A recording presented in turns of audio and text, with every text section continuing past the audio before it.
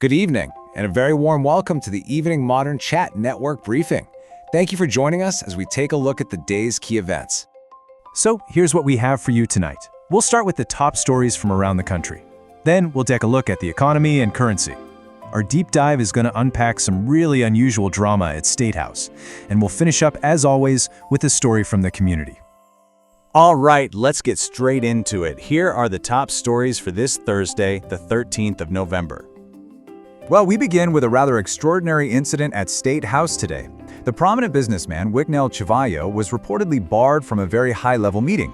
Sources are saying he arrived uninvited, essentially attempting to gatecrash the event. And this was a major meeting between President Mnangagwa and Nigerian billionaire Aliko Dangote, who is here to discuss a potential $1 billion investment framework.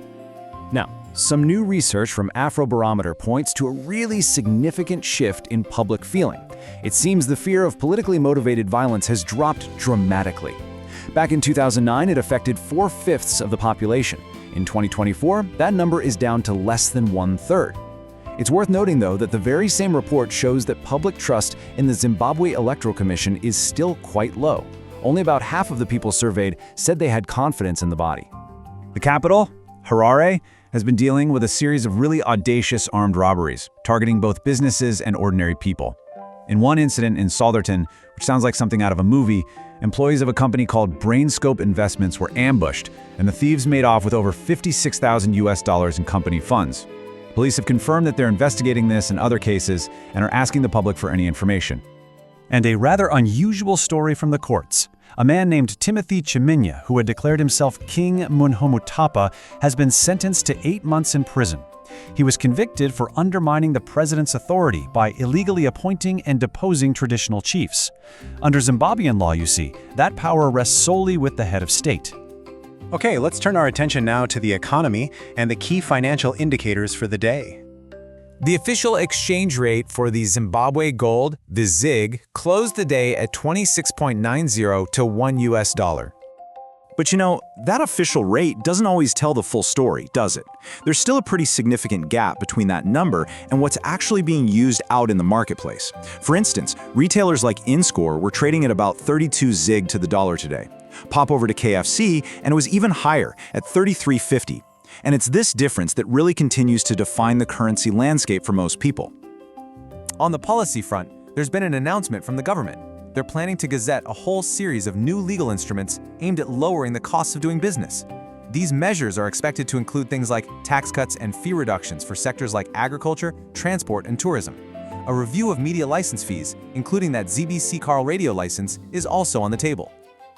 And that story from our headlines brings us to our deep dive. So, what on earth happened at State House today? And more importantly, why does it matter? It really is the central question, isn't it? Why would a well-known, well-connected businessman like Wicknell Chivayo be so publicly turned away from a meeting of this importance? The answer seems to touch on everything from security and protocol to the very nature of political influence. The language that's being used by an inside source is, well, it's very telling. A senior government official described the whole thing as drama, a spectacle, and went on to say that Mr. Chivayo was embarrassed and humiliated. This really suggests it wasn't just a quiet word in his ear, but a very public and a very deliberate rejection. At its core, this incident really throws a spotlight on two very different ways of doing business. On one hand, you have Aliko Dangote, Africa's richest man, who's seen as a true industrialist. And on the other, you have Mr. Chivayo, who reports describe as a tenderpreneur, someone whose business model allegedly depends on influence and high-level photo ops. It seems, according to sources, that these two approaches just don't mix.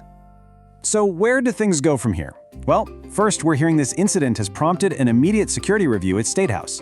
Second, people are now asking what the political fallout will be for Mr. Chivayo's influence.